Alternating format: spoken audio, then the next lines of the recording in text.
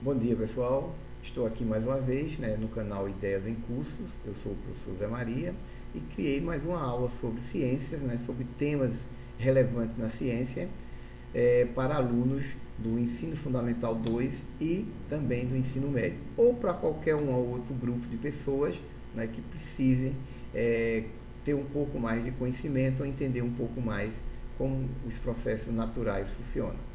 Então, vamos à aula.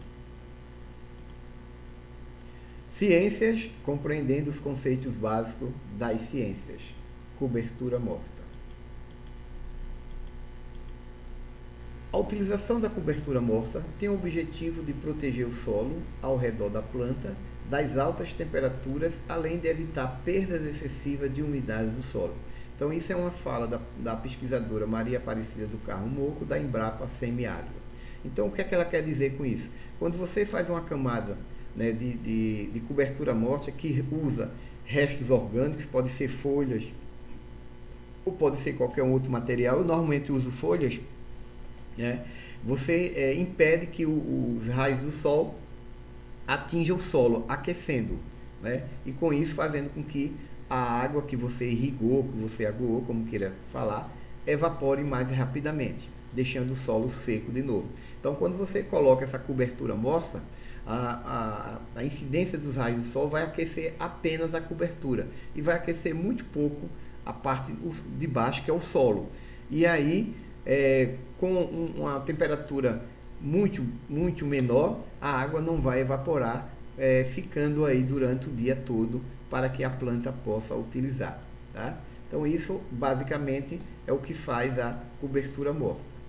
Aqui a gente tem uma imagem, onde foi colocada aqui uma cobertura morta utilizando capim, capim seco de uma poda que foi feita nessa escola, e a gente utilizou o capim aqui para fazer essa cobertura. Então, com o tempo, as plantas começaram a ter água disponível aqui dentro, e olha que esse solo é um solo arenoso, não dá para ver aqui, mas é um solo muito arenoso, mas mesmo assim, com a cobertura, essas plantas puderam se desenvolver bem. Aqui uma outra espécie de planta, chamada estrelícia, que também está começando a rebrotar depois de uma semana que a gente fez aqui o tratamento, irrigando aí uma vez por dia só. Aqui eu utilizei um outro material, são folhas e plantas, ou folhas e galhos de um grupo de plantas chamada leguminosa. Essas plantas, essas folhas e esses galhos, além de servir como cobertura morta, evitando que o sol aqueça o solo e aí a água fica mais tempo aí, ela também, quando ela se decompõe, ela se torna um excelente adubo. Ela é de fácil decomposição, porque essas plantas leguminosas, elas têm a capacidade de fazer simbiose com um grupo de bactérias do solo, que são os rizóbios, e aí essas bactérias capturam o nitrogênio do ar, que não é captado pelas plantas. Esse nitrogênio na forma gasosa é captado pelas essas bactérias que estão associadas às raízes das plantas e transfere para as raízes esse nitrogênio do ar. Em troca, as plantas fornecem abrigo dentro das suas raízes e nutrientes para ela. Ou seja, com o tempo, depois que essas folhas se decompõem, elas vão enriquecer o solo com nitrogênio, que é um elemento químico escasso nos nossos solos. Tá? Então, fazer cobertura morta com folhas de leguminosas é muito importante, porque além de proteger o solo, ela também fornece nutrientes, especificamente o nitrogênio. E são plantas fáceis de achar na cidade, que a gente fala já sobre isso. Aqui um outro, um pé de uma mangueira, também feito a cobertura morta, essa foto é da pesquisadora Maria Aparecida, lá da Embrapa, e também tem essa função, de proteger a água, proteger o solo, garantindo água aí por mais tempo para a planta. E aí a planta vai realizar a fotossíntese com mais produtividade. E as plantas leguminosas, né? Aqui é duas imagens da mesma planta, né? Que é a leucena, é a que eu uso, é uma planta leguminosa. Por que leguminosa? Porque ela apresenta essas vagens. Toda planta que apresenta vagem é do grupo das leguminosas, tá? O feijão, a soja, aqui no caso a leucena, o amendoim, então o pau-brasil. Então todas essas plantas, as folhas delas são excelentes para a gente fazer cobertura morta. Porque além de proteger o solo, quando ela se decompõe num tempo mais rápido do que as outras, né? Elas enriquecem o solo com nitrogênio, tá? Bom, aqui outras imagens, veja que a leucena ela produz bastante folha. Nesse caso a gente precisa ter cuidado, porque a leucena ela tem as suas sementes têm um grande poder de germinação e a leucena é uma planta exótica aqui no Brasil. Além de exótica, ela se torna invasora, né? Se a gente não tiver cuidado, ela toma o espaço das plantas nativas.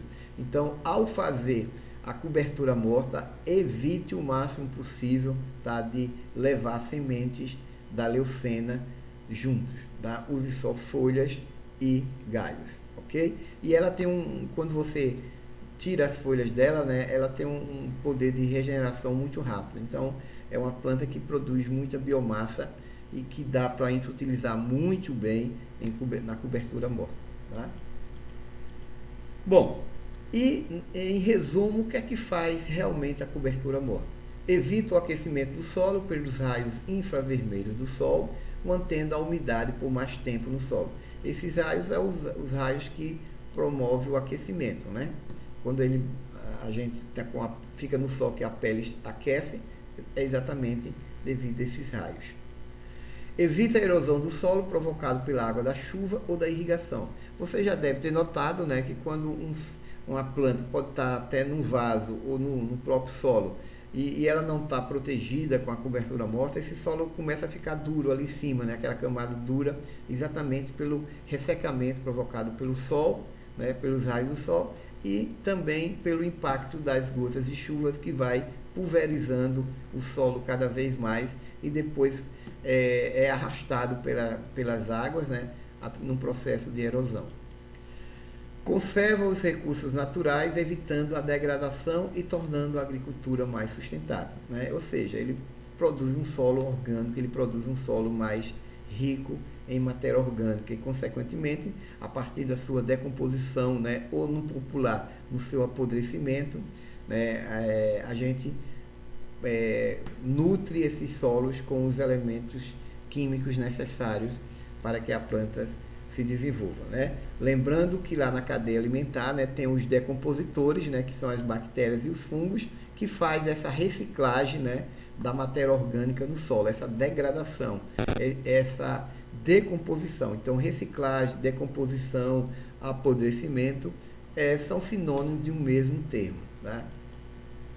Conserva a umidade, garantindo que a vida no solo possa fluir livremente, porque o solo ele não só tem raiz, né? O solo tem inúmeras espécies de animais que são benéficos ao solo, né?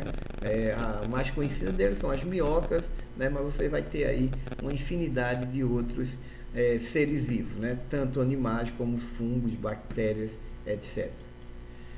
E favorece a fotossíntese, né? Que é o principal processo biológico do planeta. Sem fotossíntese não há vida como a gente conhece aqui no planeta Terra, porque tudo começa a partir daqui, né? E ao contrário do que muita gente pensa, a planta não realiza fotossíntese para produzir oxigênio, tá? O oxigênio a gente diz que é um lixo de luxo. A fotossíntese, o principal produto da fotossíntese é o carboidrato, especificamente o açúcar, glicose.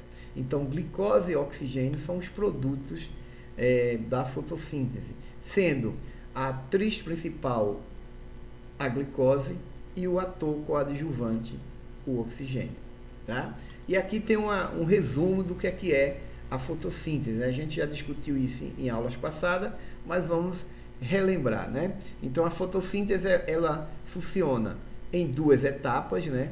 a etapa fotoquímica e a etapa química, onde na etapa fotoquímica a entrada de luz, né? Foto aqui quer dizer luz, né? A entrada de luz, que é a energia que vai iniciar o processo, tá?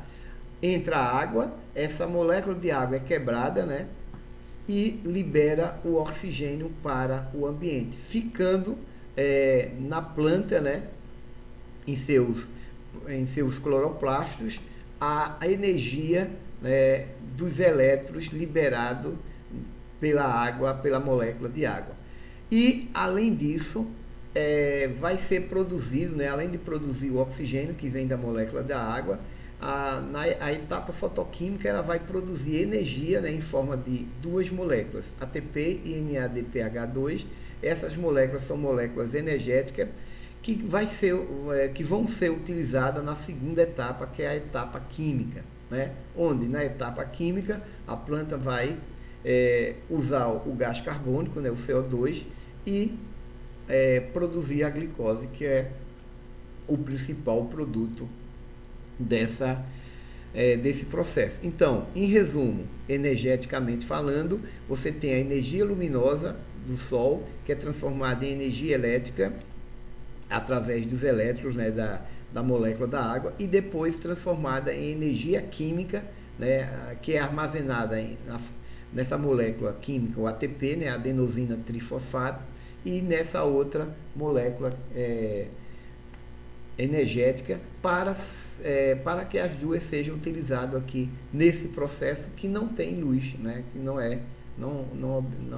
utiliza a luz do Sol, utiliza a energia armazenada, a energia química armazenada nesse processo, ok? Então isso em resumo, a fotossíntese. E aqui a clássica, né, equação química, né? Usa 6 moléculas de gás carbônico com 12 moléculas de água, entrada de luz, produzindo uma molécula de glicose, mais 6 moléculas de oxigênio e 6 moléculas de água, tá?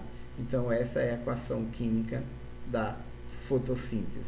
Lembrando rapidamente aqui, né, que esse número aqui na frente é o número de moléculas, né? Então 12 moléculas de água, e aqui esses números abaixo, né, é o número de átomos. Então a molécula da água tem 2 átomos de hidrogênio, e quando não aparece nada a gente diz que é um átomo, né, porque já tem o O aqui, então um átomo de oxigênio.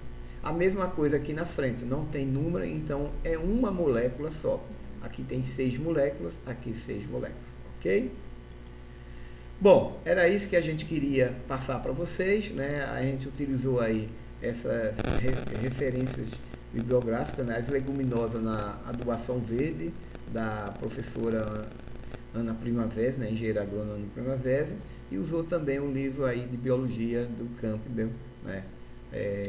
Acessado aí em 2005. Então, a gente espera que tenha contribuído aí para vocês obterem um pouco mais de conhecimento, e fique aí na paz, e na próxima aula a gente continua.